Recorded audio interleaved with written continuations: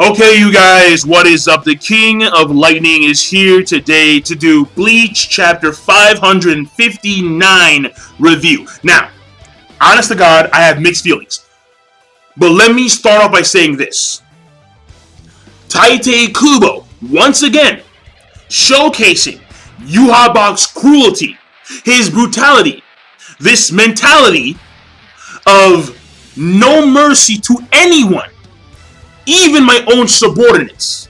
I like that. The dude is a ruthless motherfucker. That's so obvious. And I love it. I love it. But here's my problem. There is this greater notion of balance, which obviously has a direct correlation with Hashval and its powers, but I'll get into detail about that later on in the video. This greater notion of balance apparently is based on the war, the current battle that's ongoing between the Shinigami and the Quincy. And the thing here is that Yhwach is killing off his own men. Why are you killing off your own men? Listen. When you take a look at the greater, when you take a look at the greater notion of balance, okay? Right now, things are astronomically. Well, no.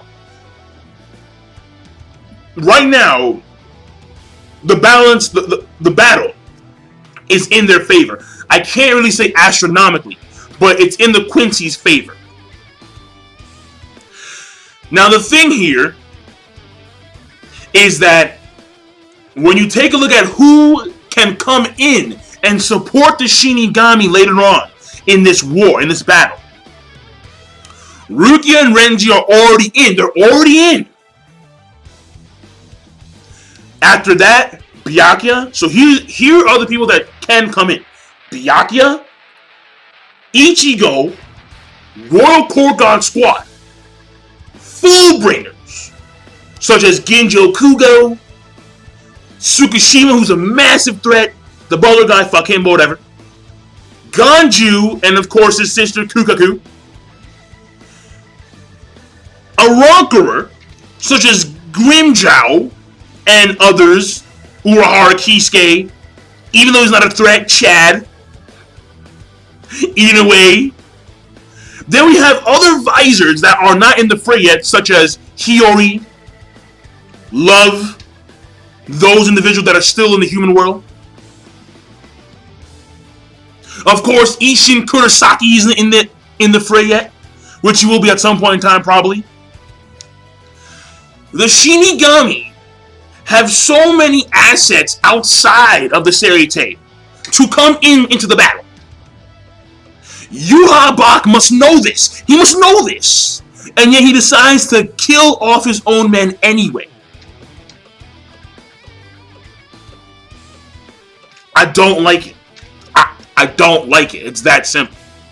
To me, and plus, I don't really like the fact that we never really got to see Chengde's powers. That's also a main reason why.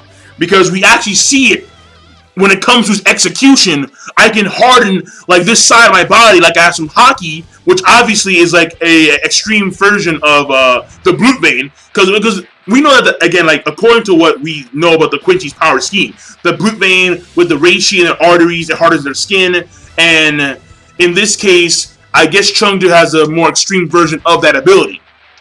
But he didn't use that shit against Hitsugaya. Why? I don't know. Your Bankai is so pretty. It's the same. You don't have it anymore. Fucking stupid. If you can turn to Iron Man, turn to fucking Iron Man. Fucking Virgo over here. But no, he didn't do shit. Yeah. Execution. Yeah. Ding. A blade of this caliber will not pierce me. I am the Iron Chengde. I'm like, bro, where the fuck was that? Where the fuck was that 3 chapters ago? 4, 5, however many chapters it was. The hell, Chengde? Alright. But the thing here is that I just don't like it. I mean, again, I understand. I do like the fact that it is showcasing Yhwach's brutality, his ruthless attitude, his mentality. I like that. But I just don't like the fact that he's killing off his old men. That's simple. I mean, granted, when you take a look at what BG9 says, and this could be an error in translation, I have no idea. But when you take into consideration what BG9 said about how they were quote-unquote resurrected when they went to their Vollständig, that means that, because I believe the first person who actually went to Vollständig was, it was Bieta Busterbein. And because she went to Vollständig, apparently other Quincy's around her resonated. So that means that Chengde and BG9 were dead. They were dead. And then because Bambietta went into resurrection form, because she went to a Vollständig, the others resonated despite the fact that they were dead. And then they were able to come back to life. So that means that the Vollständig can restore the dead? So if a Quincy dies, and the Quincy right next to that person goes into Vollständig, the other Quincy who just died can come back to life because they can resonate. Okay. I mean, it's strange. That's actually very strange, really. I mean, again, that's just taking into consideration what was said about the resurrection of BG9 and Chengde. But the thing here is that instead of actually utilizing these two revived Quincy, he decides to kill them off. Yuha by the hands, and of course the Grand Master Hashvolt is the one that does so. So I like it, but I don't like it. And now you understand why. I like it, but I don't like it. Because at some point in time, the balance will tip astronomically in the Quincy's favor. Especially when the Royal Court Guard Squad come in. They're dudes! They're dudes! The same level as Yamamoto Genryusai. Are you kidding me? Are you kidding me? Are you kidding me? And I mean, it's Ichigo. It's the main character. Now, maybe, in order to counter the Royal Kogan Squad, you bring in Aizen. You know what? Fine. Aizen counters everybody. He counters everybody. Shit, he counters the Soul King, Spirit King, whatever you want to call him. So the thing here is that if you do bring in Aizen, Sosuke, and Yuha is like, yo, you want to have that second chat? Aizen's like, you know what, man? I got you. Fine. Have at it. But at this point in time, I just don't like it. But now, when it comes to... But Rukia and Renji coming in at the end was pretty cool. And according to Mr. Lucha Libre, I mean, the thing here is that I don't think that Hisagi Shuhei and the others are down via elbow drops. I mean, this guy was literally... He thought that he was Shawn Michaels. Like, yeah! Sexy boy! I'm like, dude, whoa, what? And according to him, they had already taken out most of the Captain Class fighters within the Seirei. Like, seriously. Most. That's what he said. Lucha Libre, I mean, I don't have it in front of me, but he said most of the Captain Class fighters were taken out.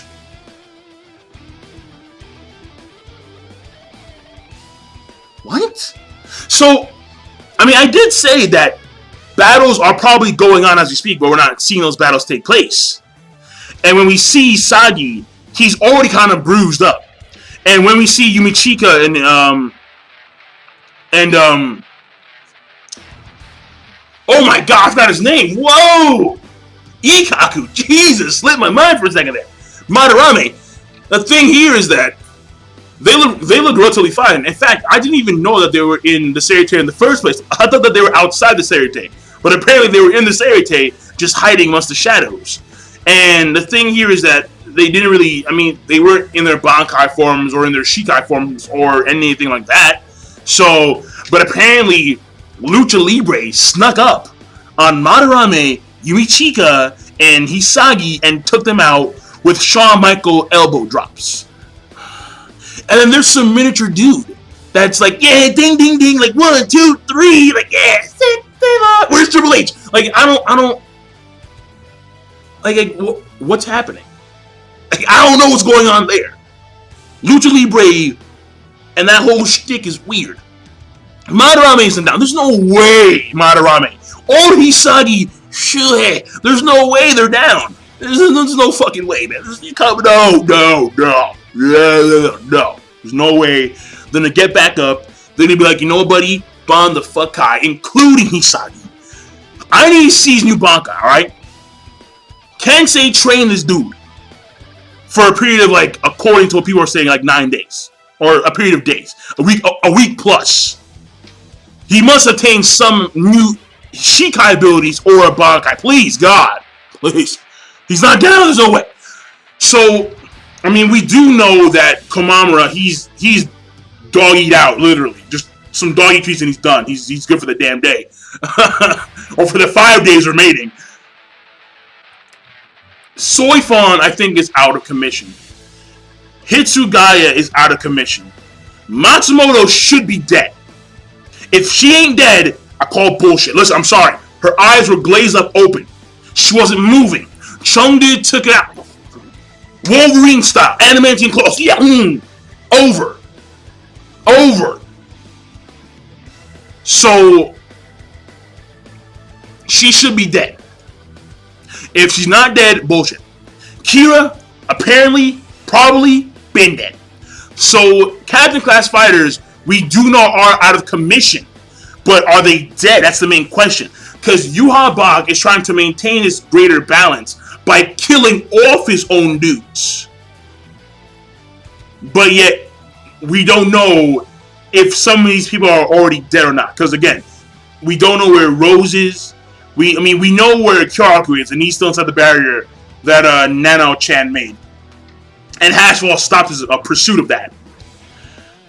We don't know who else is there. I mean, oh yeah, Hirako Shinji.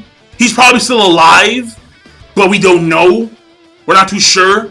So like, there's a lot of things that we don't know. But apparently, most of the Captain Class Fighters have been taken out, according to what Lucha Libre said over here. So, you know, Mr. Rey Mysterio.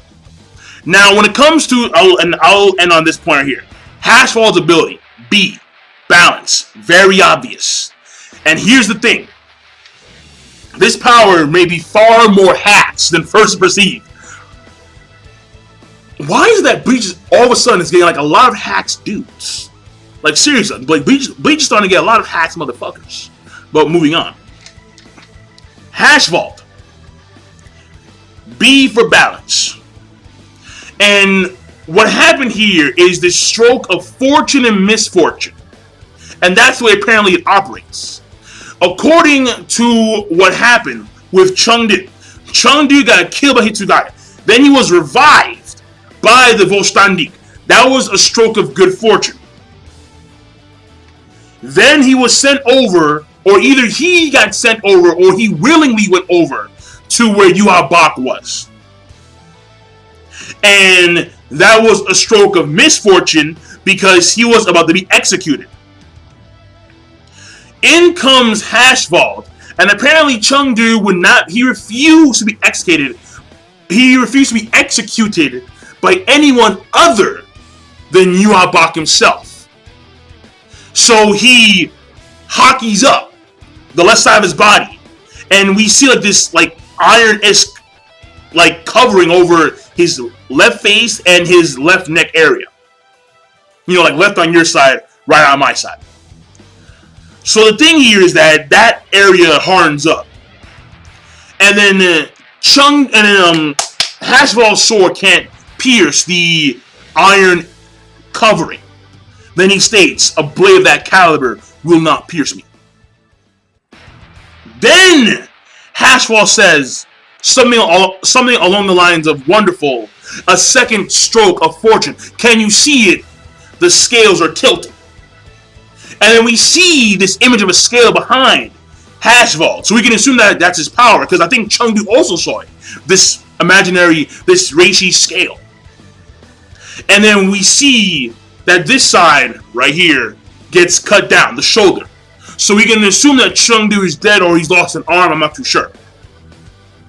I would prefer the latter because I want to see him actually utilize his powers more. But Again, that's probably not the case. But the thing here is this. Apparently, given what we know, or what we can assume about Hashfall's powers so far, if there's this weird balance notion going on, that means that no matter how strong a character is, no matter how strong an opponent is, he can always counterbalance them with strokes of strokes of misfortune or fortune. So maybe the reason why he was able to easily cut through Ichigo's Zanpakuto was because that was a stroke of fortune on his side. Almost like a really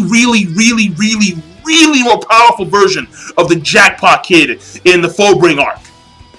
But it actually goes both ways, where there are strokes of misfortune and fortune depending on the circumstance in the situation. And it's always to maintain this balance, this constant balance between Hashfall and the opponent that he's targeting, or the opponent that's targeting him. This constant balance. B. So, it's fascinating if you were to take into retrospect what may be his powers, but until he himself states this, these are just my assumptions. So we'll see how things pan out later on in the arc. But the chaptering overall, I did like the fact that it does showcase Yhwach's cruelty, his merciless attitude, as always. I do like that. But at the same time, I don't like it. So, I mean, honestly, it was a good chapter. It was a good chapter, but I just really wanted to see Chengdu do some more stuff. BG9, he did a lot of shit, so with him dying, I'm satisfied. Chengdu was the one where I was like, what the fuck, bro? Like, seriously. Like, deadass? So, and at this point in time, the Quincy do have the upper end, or they are winning, pretty much, the Quincy. It seems that way. Because, again, Soifon, Hirako, Hitsugaya, Matsumoto, and a lot of other captains, Kumamura, they're out. So, but we'll see how things go. So I'm done. The chaptering is good. I'll leave it at that. So King Lightning, be sure to, of course, rate, comment, and subscribe as always. Peace. Have a nice day.